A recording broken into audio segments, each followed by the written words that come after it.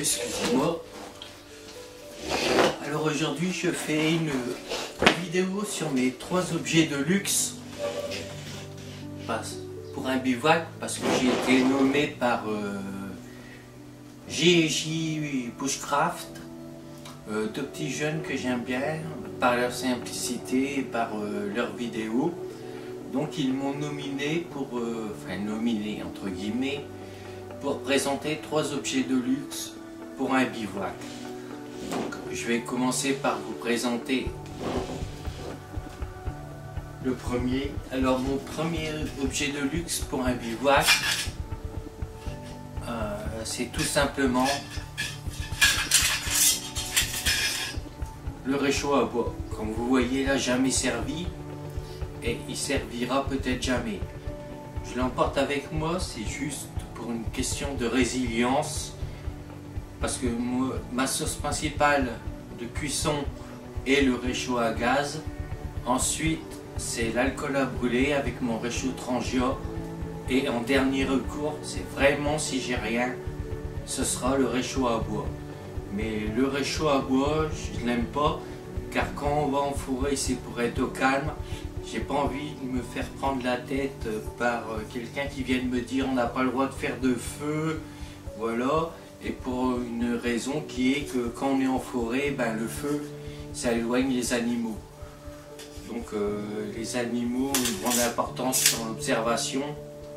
Donc si vous faites du feu, la fumée du feu de bois, ça va les repousser. Déjà que l'odeur humaine est très sensible pour eux, donc un réchaud à bois, pour moi, c'est vraiment, je vais dire, en cas de secours.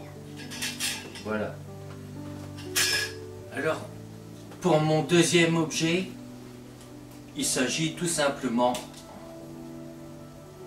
voilà, de mon couteau, d'un couteau de camp, parce que vu que je ne fais pas de feu, à part pour le montage du tarp ou n'importe quoi, pour décoller de la madouvier d'un tronc ou récolter de la sève, je peux très bien le faire avec des couteaux pliants. J'ai le couteau suisse Ranger 79, couplé soit à un buck ou à un autre couteau. Le principal, c'est que j'en ai 2. On va dire un pour des choses propres, un pour vraiment les choses dégueulasses, et un pour la nourriture. Donc ça fait 3 couteaux pliants. Voilà. La plupart du temps, mon buck 110 me suffit. Hein. Voilà, c'est tout simple, c'est tout con, mais ça fait le travail. À part que s'il est dur à l'affûtage, mais vu que j'ai un ami forgeron coutelier, il me l'affûte au backstand. Donc là, j'ai pas de problème. Je vous dis, moi, le Buck 110, c'est un de mes couteaux préférés. Après, j'ai les Rangers, couteau suisse Ranger 79, si je ne dis pas de bêtises, qui est un beau couteau pour la scie, pour l'ouvre-boîte. La lame est belle aussi, elle est effilée, elle est fine, elle peut permettre un travail intéressant. Mais ça, c'est un coup de cœur depuis le temps que je suis jeune. Je suis au lycée, c'est le Buck 110. À l'époque, c'était hors de prix. Maintenant, vous pouvez l'avoir à un prix raisonnable, on va dire. Et mon troisième objet est... Alors ça, c'est l'élément numéro 1, on va dire, de 1D5C, qui est le couvrant. Il s'agit en fait de la combinaison grand froid de l'armée française que j'achète sur la tranchée militaire. Elle coûte le prix de 19 €, ce qui est moins cher qu'une couverture de survie Gerber, et elle permet de vous déplacer. Donc voilà le volume qu'elle représente au maximum plus serré, voilà, et elle pèse quand même 1,4 kg, voire 1,4 kg, 1450 grammes. C'est quand même assez lourd, c'est quand même un objet qui est qui pèse. Autant qu'un duvet de première catégorie. Mais moi, dans mes objets couvrants, c'est la base numéro 1. Car avoir chaud, c'est bien, être à l'abri, c'est bien, mais pouvoir se déplacer en plus, c'est mieux. Donc, c'est l'objet numéro 1 dans mon module des 5C qu'on va dire couvrant. Le numéro 2 étant la couverture Gerber et le numéro 3 étant le sursac Millet. Comme ça, je peux mettre ma combinaison, je peux me coucher dans mon sursac, mon bivy, parce que c'est un bivy, le bivy Millet, et me couvrir par au-dessus avec ma couverture Gerbers. Donc ça, c'est un objet principal pour moi, à tel point que j'en ai 3 et que j'ai demandé à ma compagne de s'en acheter une, donc elle est aussi équipée de cette combinaison. En plus, c'est une femme, comme toutes les femmes, elle est un peu plus sensible au froid que les hommes, donc je l'ai conseillé de lui acheter, qu'elle s'achète plutôt cette combinaison. Alors, cette combinaison, vous l'avez vu rouler, voilà. Voilà, c'est une combinaison intégrale, des pieds jusqu'à la tête, avec une capuche.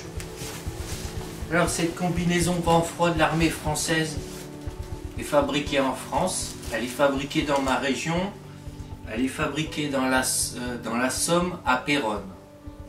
Et il faut savoir qu'elle coûte 19 € sur le site de la tranchée militaire.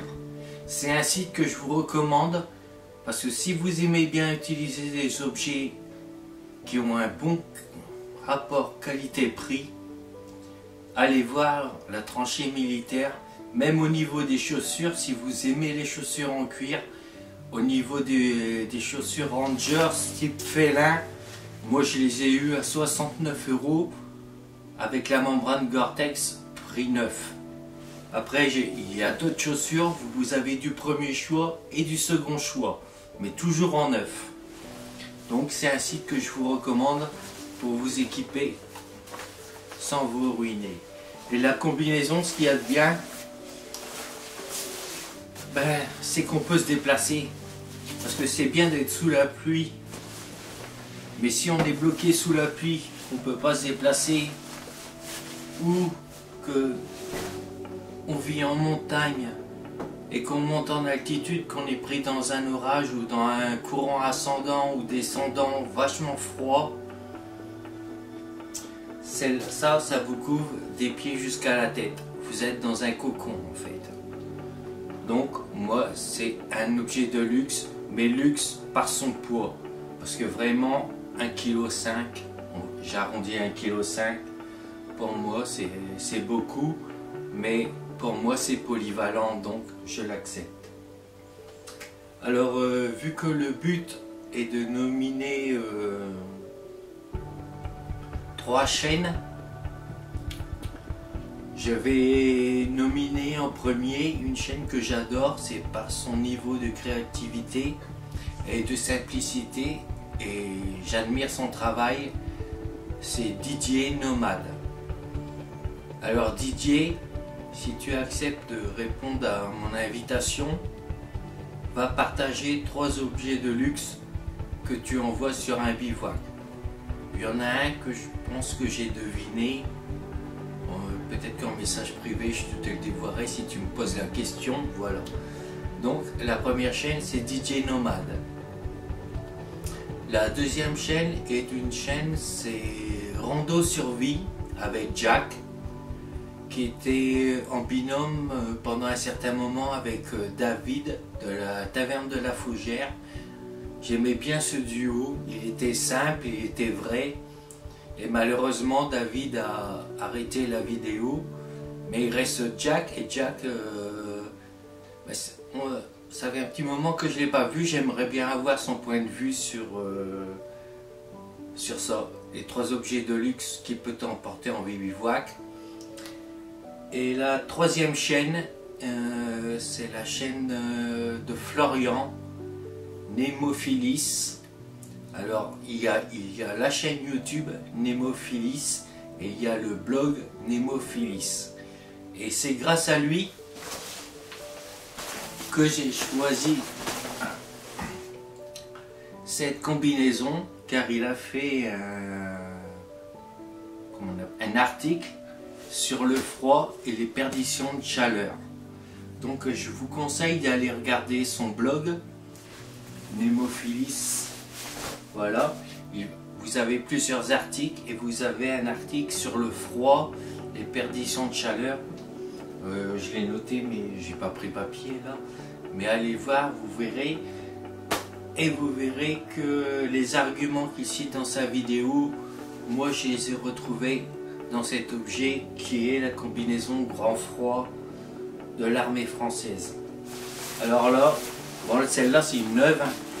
J'ai laissé l'étiquette pour vous faire la description. Voilà. Donc elle est respirante. Elle fonctionne sur le principe de Thin Lap, c'est-à-dire plusieurs couches. Elle est respirante, elle est imperméable à l'eau, elle protège du vent et elle tient chaud, puisque c'est une combinaison grand froid. Donc, voilà, vous êtes protégé des pieds jusqu'à la tête. Déjà, vous n'avez pas de perdition de chaleur au niveau du pantalon et de la jonction du haut. Je vous dis, c'est un petit cocon. Après, moi, il faut savoir que ce soit été comme hiver, j'ai toujours au minimum 2 couches quand je vais dans les bois. S'il fait froid, ce sera une couche polyester pour tenir chaud. S'il fait chaud, ce sera des caleçons coton de l'armée allemande pour me protéger des ronces, des aubépines et des petits trucs qui piquent en forêt. Voilà. Donc voilà les 3 personnes que je nomme, les 3 objets que je vous présentais et pourquoi je vous les présente. Donc lui, je m'en sers, mais déjà je ne porte pas la ceinture, il est dans le sac à dos. Le couteau de camp pour moi c'est, on va dire, c'est pour avoir le moins de problèmes possible. Il y a des gens que ça peut choquer d'avoir un couteau long à la ceinture. Donc je préfère avoir des pliants bien cachés ou mis dans les poches, il n'y a pas de souci. Et le réchaud à bois, qui est pour moi mon 3e moyen de chauffage, après le gaz et l'alcool à brûler via mon réchaud Strantia. Donc voilà mes 3 objets de luxe. Lui, c'est parce que je le prends, je m'en sers pas. Lui, je le prends, mais je peux m'en passer. Et le 3e, je vous l'ai dit, pour moi c'est la base de mon système des 5C au niveau couvrant. Voilà. Donc je vous dis à tous une bonne journée. Et peut-être à bientôt. Je vais refaire des vidéos car j'ai fabriqué des objets depuis plus de 1 an. Je me suis fabriqué un sac à dos à armature que j'ai fait de A à Z tout à la main avec du matériel de récup et du matériel acheté. Je me suis fait un arc aussi avec la technique du PVC thermomoulé au décapeur thermique. Et là je suis en train de fabriquer des machines pour le travail de lapidaire, parce que les machines de lapidaire c'est hors de prix neuf, donc j'ai préféré acheter les consommables et me fabriquer moi-même les machines. Donc là j'ai deux machines de fait, j'attends les pièces pour faire la 3e machine, je devrais les avoir demain matin. J'ai fait 2 blocs de système d'entraînement, donc après il ne me restera plus que les calculs angulaires et puis les réglages au niveau d'une certaine machine Et après, on passera au test de taille de minéraux bruts à une pierre taillée, style diamant. Voilà. Je vais apprendre. Je suis autodidacte, je regarde des tutos. Ça me plaît, ça me passionne. Je n'ai pas les moyens d'acheter les machines. J'essaye de me les fabriquer. Même si ce n'est pas la perfection, j'essaierai de me débrouiller avec ce que j'ai fait. Et après, on verra par la suite. Si ça devient un métier, j'investirai dans des machines chères. Sinon, je me contenterai de mon petit bricolage, on va dire. Et j'aurai également une vidéo que j'avais promis sur mes systèmes d'affûtage. Donc ça sera aussi à faire. Et il y aura sur l'arc PV